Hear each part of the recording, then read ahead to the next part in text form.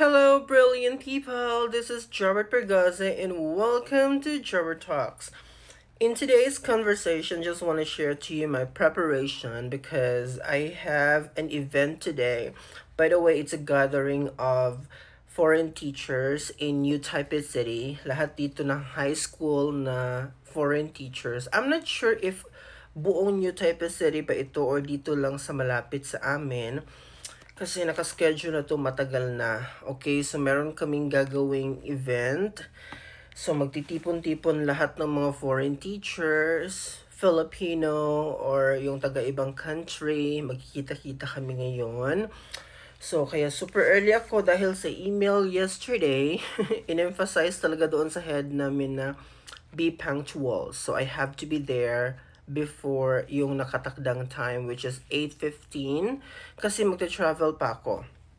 May train station kasi na kung saan kami magkikita-kita lahat. So, hindi tayo dapat malate kasi ginto po ang oras dito sa Taiwan. So, ganun sila particular sa time. So, anyway, just wanna show you. So, hindi mawala yung coffee natin, no, pagka morning. So, nag-init na ako ng water while bumababa ako kanina kasi nag 7-Eleven tayo ngayon. Malapit lang dito sa akin talaga. Super duper lapit. Ayan. So, this is 99 NT yung ating breakfast today. Nakapresyo talaga siya. Ayan. So, samahan nyo akong mag-breakfast. By the way, sinabi ko sa father ko last night na I have an event today and hindi ako pwedeng malate. Kaya talagang siya yung gumising sa akin. Actually, yung paggising sa akin talaga is a job of my mom before. Talagang ginigising niya ako every morning. Pero ngayon, wala na siya. So, si Papa yung nag-take over sa role na yan. So, thank you to my father for waking me up as early as 4:21. Kaya medyo naka-prepare pa talaga ako ng todo. So, pagising ko, dali-dali akong bumili ng pagkain. Tapos, ang oras natin ngayon, it's 5:03 in the morning.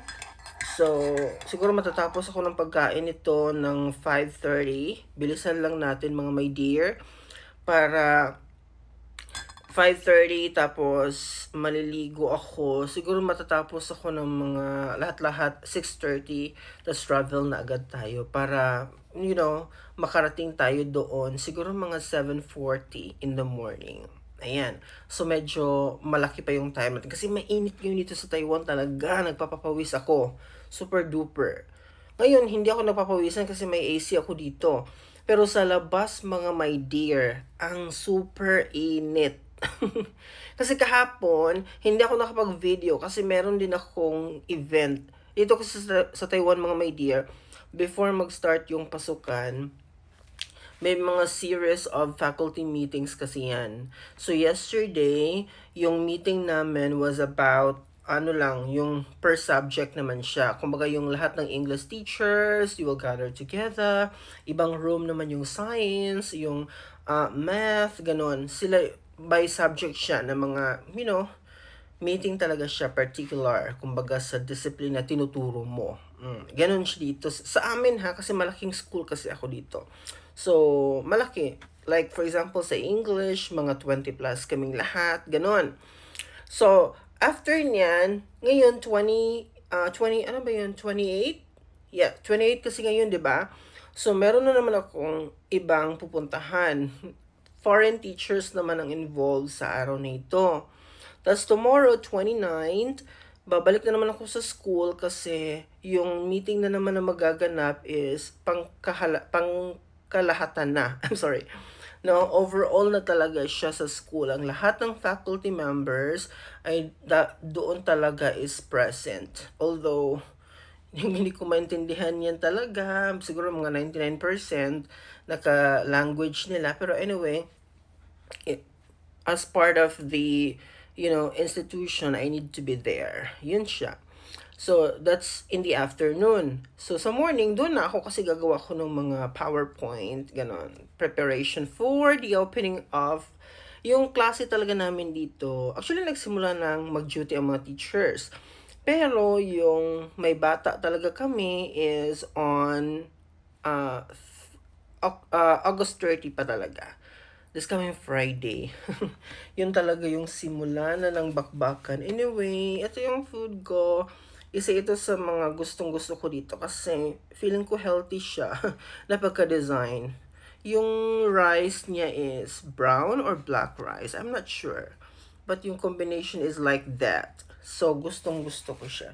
So, anyway, mga my dear, hindi ko na nalagay dito yung aking banana. Pero bumili din ako kahapon. Ang sarap sana nun. Ito ay bread naman. Ayan. So, dami nating food dito sa table. Ang banana hindi ko na nalagay. Pero, ready to, ano na sana yun. Ready to kain na sana yun. Anyway, thank you for joining. Sana mapanood yung video na to. Just wanna share my day today. And baka makagawa pa tayo ng another vlog later doon sa actual talaga para at least makita nyo naman ng konti yung ibang mga mukha ng aking mga kasamahan dito sa New Taifa City.